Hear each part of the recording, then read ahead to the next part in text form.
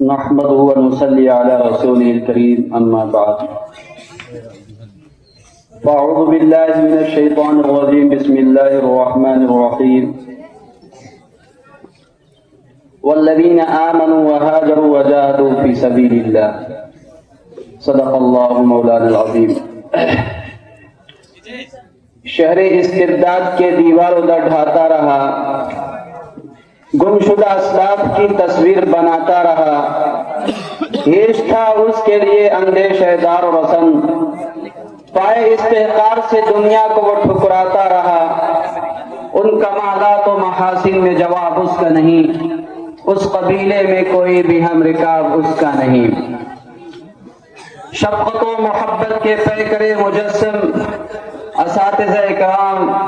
اور سامعین اعزاز، اللہ رب العزت کا بہت بڑا شکر اور اس کا احسان ہے کہ اس نے مجھ بندے حقیر کو ایک ایسے مرد مجاہد کو موضوع سخن بنانے کی توفیق دی جو اگر ایک طرف حضرت شیخ الہند رحمت اللہ علیہ جیسے انقلابی شخصیت کا چہیتا شاگرد ہے، تو دوسری طرف تحریک شیخ الہند کا امین و پاسبان بھی، جو اگر ایک طرف خدمت خلق کے جذبات سے سرشار ہے تو دوسری طرف انسانیت کا غمخوار بھی، جو اگر ایک طرف روضہ اقدس میں بیٹھ کر قال هذا الرسول کا درس دینے والا عظیم محدث و مفسر ہے، تو دوسری طرف اس رسول امی کا عاشق صادق بھی، جو اگر ایک طرف شریعت و طریقت کا حسین سنگم ہے تو دوسری طرف سیادت و قیادت کا جامع بھی، اور غرض در کف جامع شریعت در کف زندان عشق کا مصداق ہے. میرے دوستو، دنیا اس جامع اور باکمال شخصیت کو جانشین شیخ الہند شیخ الاسلام کے نام سے جانتی ہے. محترم حضرات، باشندگان ہند کے بنیادی حقوق کی بازیابی اور مسلمانان ہند کے عظمت رفتہ کی حصول یابی کے لیے جو انقلابی تحریک حضرت شاہ عبدالعزیز محدث دہلوی رحمت اللہ علیہ کے عہد سے چلی تھی، بلاخر اس کی کمان حضرت سید احمد شہید قاسم العلوم والخیرات مولانا قاسم نانوتوی رحمت اللہ علیہ، تحریک ریشمی رومال کے بانی اسیر مالٹا شیخ الہند مولانا محمود حسن صاحب دیوبندی رحمت اللہ علیہ کے بعد شیخ الاسلام مولانا سید حسین احمد مدنی نور اللہ مرقدہ کے ہاتھوں میں آئی. اس علم کو سنبھالنے کے بعد 12 موجوں پھپھیروں نے آپ کا راستہ روکنا چاہا. بادلوں کی گرج اور بجلیوں کی گرج نے آپ کو ڈرانے کی کوششیں کی. ظلم و جور کی تند تیز ہواؤں نے جڑ سے اکھاڑ پھینکنے کی ناپاک سازشیں کی. اپنے اور غیروں کی دہلیاں سننی پڑی. ہماری ذات و مصائب کے پہاڑ ٹوٹے،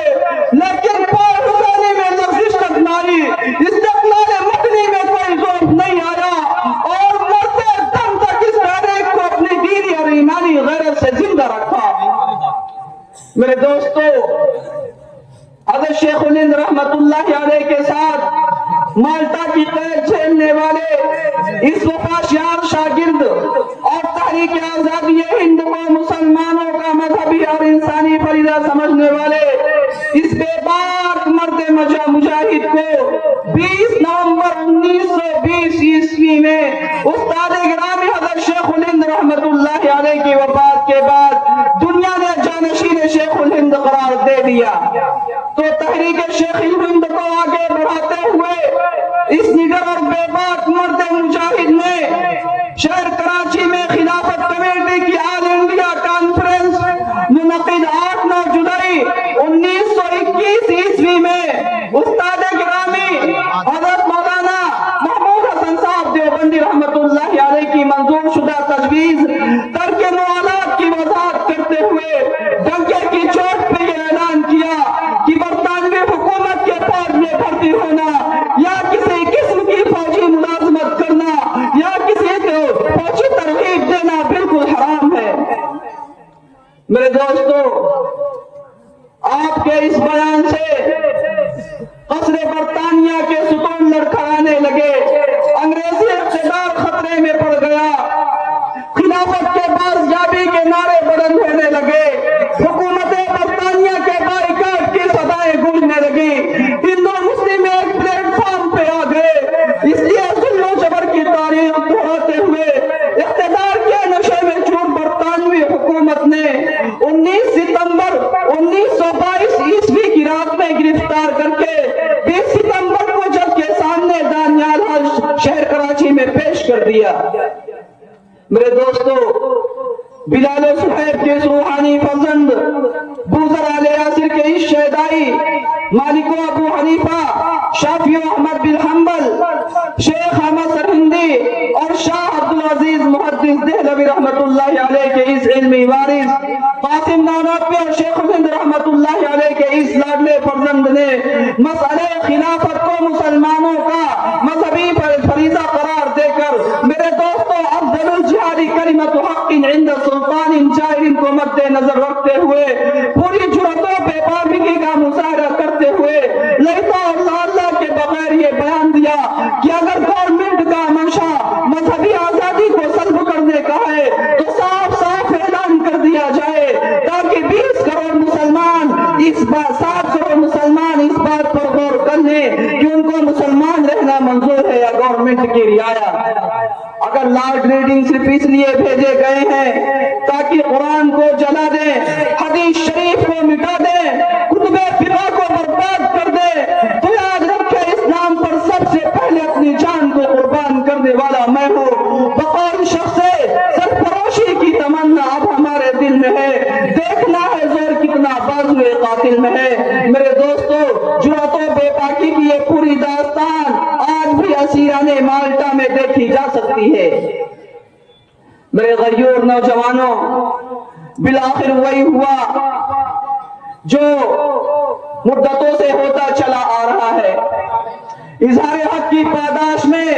2 سال قید و مشقت کی سزا سنا دی گئی اور تمام رفقا کے ساتھ آپ کو بھی جیلوں کی سلاخوں کے پیچھے ڈال دیا گیا۔ حکومت و اقتدار کے نشے میں چور برطانوی حکومت نے اسے اپنے لیے بڑی کامیابی سمجھا، لیکن ان اہل جنوں کے دیوانوں نے یہ ثابت کر دیا کہ رسم و دار نہیں اہل جنوں کی منزل، ہم مسافر ہیں بہت دور کے جانے والے، کہ رسم و دار ہماری منزل نہیں ہے۔ آزادی کامل کی سرحد کو چھو کر ہی دم لیں گے، غلامی کا دور کرے سے نکال کر ہی دم لیں گے، اسیری کی زنجیریں اور بیڑیاں کاٹ کر ہی دم لیں گے، یہ سنگ گرا جو حائل ہے رستے سے ہٹا کر دم لیں گے، ہم پھول بھی ہیں تلوار بھی ہیں، باطل کو مٹا کر دم لیں گے، سوچا ہے کبھی جب کچھ بھی ہو ہر حال میں اپنا حق لیں گے، عزت سے جیے تو جی لیں گے یا جام شہادت پی لیں گے۔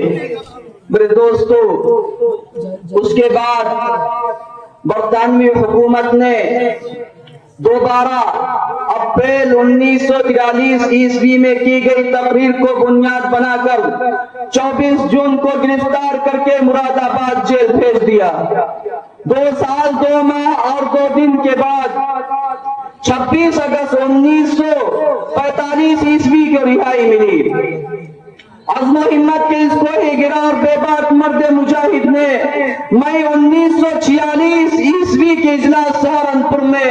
بلا کسی خوف و خطر ترانے آزادی گنگناتے ہوئے ڈنکے کی چوٹ پہ یہ اعلان کیا کہ آزادی کی جد و جہد انتہائی ضروری ہے، اس کے لیے ہر قسم کی قربانی کے لیے ہر ہندوستانی کو تیار ہونا شرعاً عقلاً انسانیتاً فرض ہے،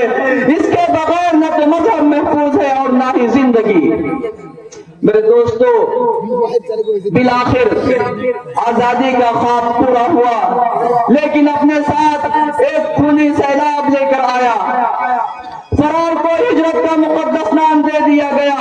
صدیوں سے قائم امن و امان اور بھائی چارگی کا جنازہ نکل گیا، اور طرف بے گناہ انسانوں کی چیخ و پکار سنائی دینے لگی، معصوم بچوں کی ہچکیوں سے پوری فضا گونجنے لگی، پاک دامن عورتوں کی سسکیاں عصمت کے محافظوں کو پکارنے لگی۔ انتقام لینے کے ظالمانہ اصول نے انسانوں کو حیوانوں اور درندوں سے بھی زیادہ بدتر حالت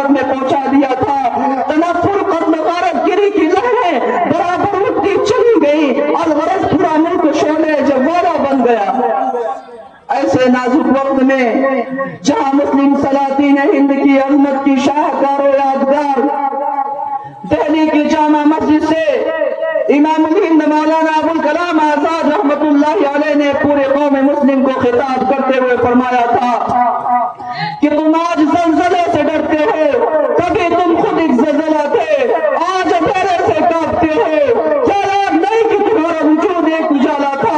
یہ بادلوں نے پہلا پانی کیا برسایا؟ تم نے بھیگ جانے کے ڈر سے اپنے پائچے چڑھا لیے۔ وہ تمہارے اسلاف تھے جو سمندروں میں اتر گئے، پہاڑوں کی چھاتیوں کو روند ڈالا، بجلی آئی تو ان پر مسکرا دیے، بادل گرجے تو تہتے سے جواب دیا، سانسیں اٹھی تو ان سے کہا تمہارا یہ راستہ نہیں ہے۔ میرے دوستو، یہ فرار کی زندگی جو تم نے ہجرت کے مقدس نام پر اختیار کی ہے، اس پر غور کرو، اپنے دلوں کو مضبوط بناؤ، اپنے ذہنوں کو، اپنے دماغوں کو سوچنے کی عادت ڈالو، پھر دیکھو کہ تمہارے یہ فیصلے کتنے عاجلانہ تھے۔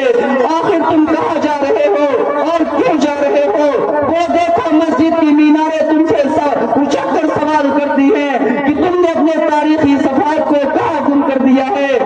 کبھی کل کی بات ہے کہ جمنا کے کنارے تمہارے قافلوں نے وضو کیا تھا، آج تم ہو کہ تمہیں یہاں رہتے ہوئے خوف محسوس ہوتا ہے، حالانکہ دہلی تمہارے خون سے سینچی ہوئی ہے۔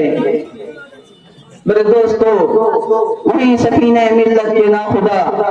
حضرت مولانا سید حسین احمد مدنی رحمت اللہ علیہ نے دیوبند کی جامع مسجد سے یہ صدا بلند کی کہ آخر تم کہاں جا رہے ہو اور کیوں جا رہے ہو؟ کیا تم نے کوئی جگہ ڈھونڈ لی ہے جہاں پر خدائی گرفت سے بچ سکو گے؟ موت سے بچ کر کہاں جا سکو گے؟ ایک سچا مسلمان موت سے نہیں ڈرا کرتا، اس لیے جبن اور خوف اپنے دل سے نکال دو۔ کبھی بھی فساد کی ابتدا نہ کرو، اگر فسادی تم پر چڑھائیں تو تم ان کو سمجھاؤ، لیکن پھر بھی وہ کسی طریقے سے باز نہ آئے تو تم معذور ہو۔ بہادری کے ساتھ ساتھ ڈٹ کر ان کا مقابلہ کرو۔ اس ملک کو تم نے اپنے لہو سے سینچا ہے اور آئندہ بھی سینچنے کا عزم رکھو۔ میرے دوستو، حیف کے وقت کے غدار میں رستم ٹھہرے اور زندہ کے سزاوار فقط ہم ٹھہرے۔ ہم نے اس وقت سیاست میں قدم رکھا تھا جب سیاست کا سلا آہنی زنجیریں تھی، بے گناہوں کا لہوان تھا بازاروں میں، خون احرار میں ڈوبی ہوئی شمشیریں تھی، رہنماؤں کے لیے حکم زباں بندی تھا، جرم بے جرم کی پاداش میں تعزیریں تھی۔ حیف اب وقت کے غدار میں رستم ٹھہرے اور زندہ کے سزاوار فقط ہم ٹھہرے۔ میرے دوستو، بلاخر قوم ملت کا یہ خادم یہی صدا لگاتے لگاتے 12 جمادی الاولیٰ مطابق 15 ستمبر 1957 عیسوی کو اپنے مالک حقیقی سے جا ملا۔ اس کی تربت